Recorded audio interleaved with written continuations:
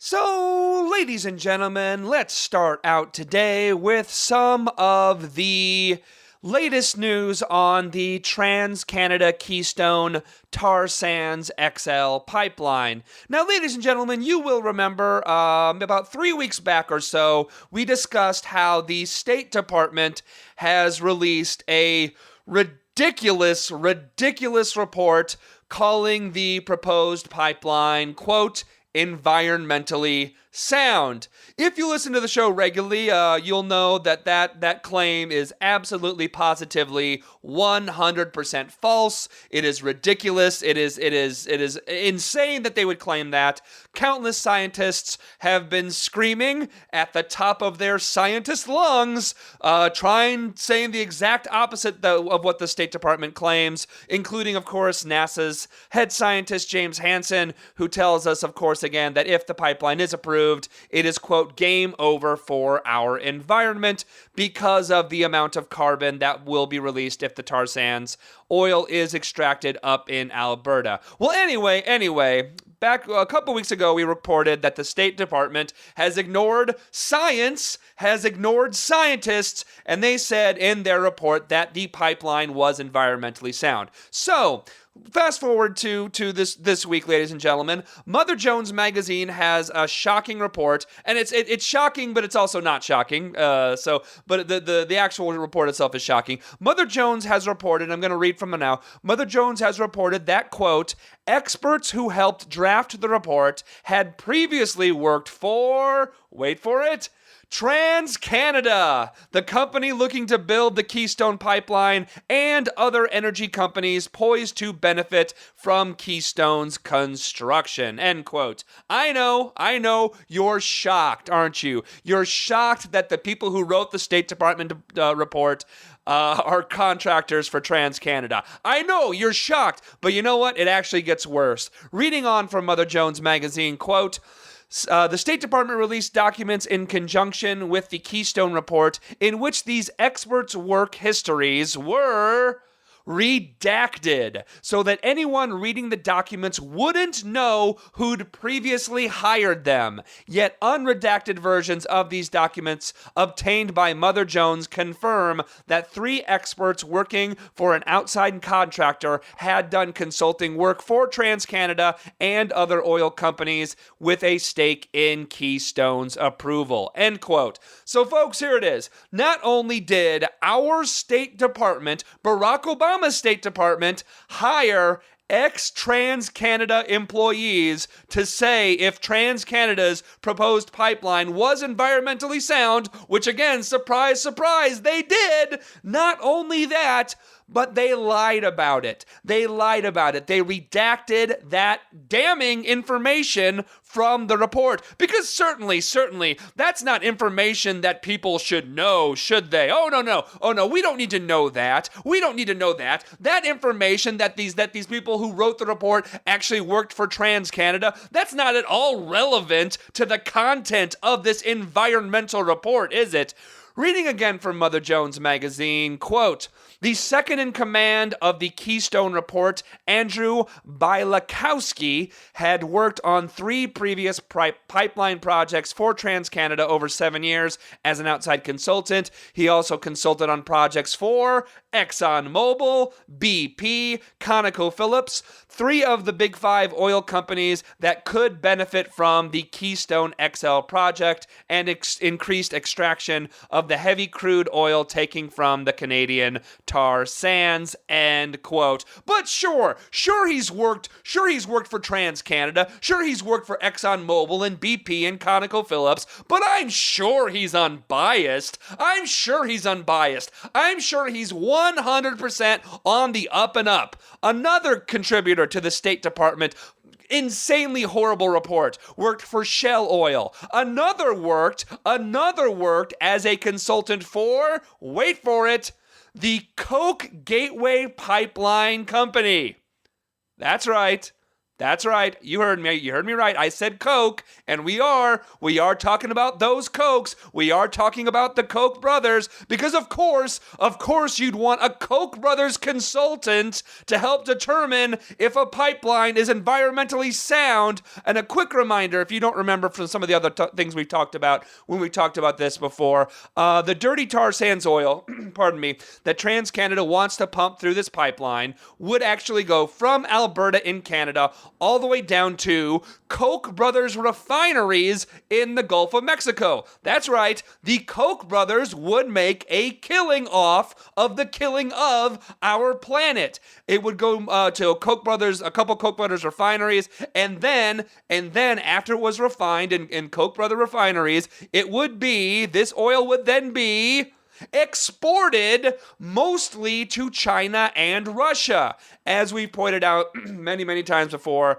this Canadian tar sands oil is not going to us. It's not going to the USA. You're not going to be getting any tar sands oil for you. It's not coming to you. It's coming from a foreign country, Canada, and going through us and then abroad to other countries where after it's exported, after it's refined here. But really, State Department, who cares? Who cares what nerdy scientists think, right? Who cares what those Poindexters think, right? With their facts and their figures and their pocket protectors, right? Right, State Department? I mean, if TransCanada, the builder of the pipeline, says it's environmentally sound, if the Koch brothers, who would profit off it, say it's environmentally sound, if the oil industry says it's environmentally sound, well, then it must be. It's not like these are companies that have a history of lying. It's not like these companies have any reason to lie other than the billions and billions and billions of profit that they would make. So why? Why would you want to listen to the scientists when you can listen to TransCanada and the Koch brothers? The fix is in, my friends. That's the bottom line here. The fix is in. The State Department hires dirty oil consultants to write the report, and then they redact it and lie about it. The fix is in. Hell, just this last week, 62 senators passed a granted non-binding resolution just begging for this horrific pipeline to be built. You want to know how many senators Dirty Energy owns? Well, the answer is at least 62. There's probably more, but at least 62 senators are bought and paid for by big oil and Dirty Energy. The fix is in, my friends. The odds, in fact, are stacked, but that does not mean that we're through fighting, because we're not. Let me explain. If you listen to the show regularly, we talk about the tar sands blockade a ton on this show. Well, this last week they held their Stop the Tar Sands Profiteers Week of Action. They actually had 55 actions all across the country at the offices of companies like TransCanada, off of companies like Shell and Exxon, the offices of the companies that will profit off this planet-killing pipeline. This upcoming week, 350.org is planning actions at the local offices of those 62 senators who represent not the people of the United States, but the big oil companies, the dirty energy industry, those 62 who begged for this planet-killing pipeline to be built. There are a lot of people. Let's go into this a little bit here. There are a lot of people, ladies and gentlemen, when this issue is discussed, when the issue of oil and dirty energy is discussed, they just sort of shrug their shoulders. They say, well, nothing can be done about this. Nothing can be done. We are reliant on this dirty energy, and nothing can be done about it, despite the fact that we are very, very close to releasing enough carbon in our air to be on the point of actually having a habitable planet for ourselves and our children and our grandchildren. Despite the fact that we're killing ourselves, despite the fact that we're going to be killing our children and our grandchildren, a lot of people just say, well, there's nothing that we can do about it. There's nothing that can be done. We have to have this oil. We have to have this fracking. We have to have this dirty energy. I'm telling you this right now. Do not believe it. Don't believe it at all. And I'm going to tell you why.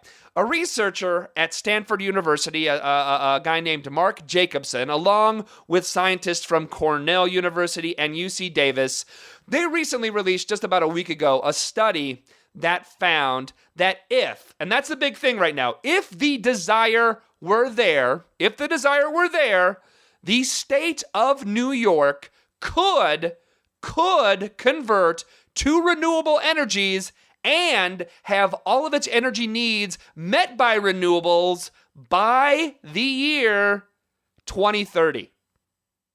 You heard me. 2030, not 2050, not 2080, not the year 3000. No, 2030, 17 years from now. And that's if we start right now. And this is what we're talking about, people. We're talking about all of New York's needs met by renewables, electricity, transportation, heating and cooling, and industry. These scientists, again, scientists, not oil industry employees, not dirty energy hacks, claim it can be done by 2030. It can be done by wind, water, and solar with photovoltaic plants. I don't even understand what that is, but they say it can be done with geothermal plants, with wave turbines, with wind turbines, with solar panels. These scientists, actual friggin' scientists, say it can happen. Reading from the Stanford website on this, these scientists also say that if New York State made the switch, quote, air pollution-related deaths would decline by about 4,000 annually, and the state would save about $33 billion, 3% of the state's gross domestic product, in health-related costs every year.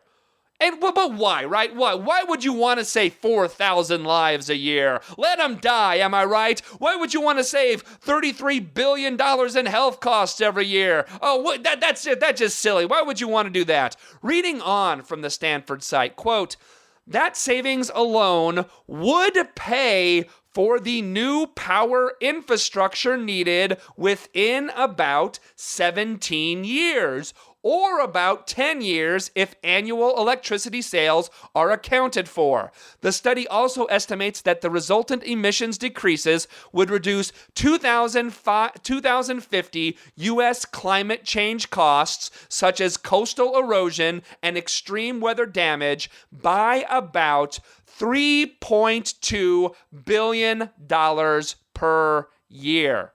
End quote. Would it be free? Would this whole entire thing be free? Of course not. Of course not. And just the fact, if you want to ask that kind of question, you're again, of course it's not free, but it's going to cost money to actually do this. But right now, ladies and gentlemen, we already are subsidizing dirty energy. We are already subsidizing big oil. Big oil that's making the most. I mean, Exxon consistently has made the most money in the history of all companies ever. Big oil is getting billions and billions and billions of dollars a year in subsidies. Of course there is a cost to making this. But you know what? This is jobs that we would be creating. This is industry which we would be creating. Of course there's a cost, but after we actually get off big oil, after we get off fracking and dirty energy, the costs would ultimately pay for themselves. And most importantly, we do not pay the cost of making our planet uninhabitable for human life. And I want to be clear, this is one study about one state. This is not just a one-stop fix for everything when it comes to energy and everything when it comes to the climate. But what this study shows, everyone, is that our addiction to dirty energy, our addiction to big oil is a choice. It is a choice that is killing us. There are other options. We are just right now not choosing to pursue them because the obvious reason, dirty energy and big oil owns our politicians. They own at least 62 senators. They own the State Department, apparently, as they wrote the report. that said the Keystone Pipeline is environmentally sound. And we will, we'll see, in a matter of months if they own President Barack Obama, which they probably do when he makes the decision whether to approve or reject the Keystone Pipeline. But again, right here, we can look at it right here. These are scientists telling us that we have other options. So no matter what, when you're talking to politicians, when you're talking to people who say we do not have that we have to keep drilling, we have to drill, baby, drill, we have to frack, we have to do all this stuff. Do not believe them. Do not believe them when they tell you that. What we really really need is urgency. That's what we need. Because really, if we do not act soon, very, very soon, well then, actually, options will be off the table. And as we've said time and time again, it will be game over for our environment. We'll be right back.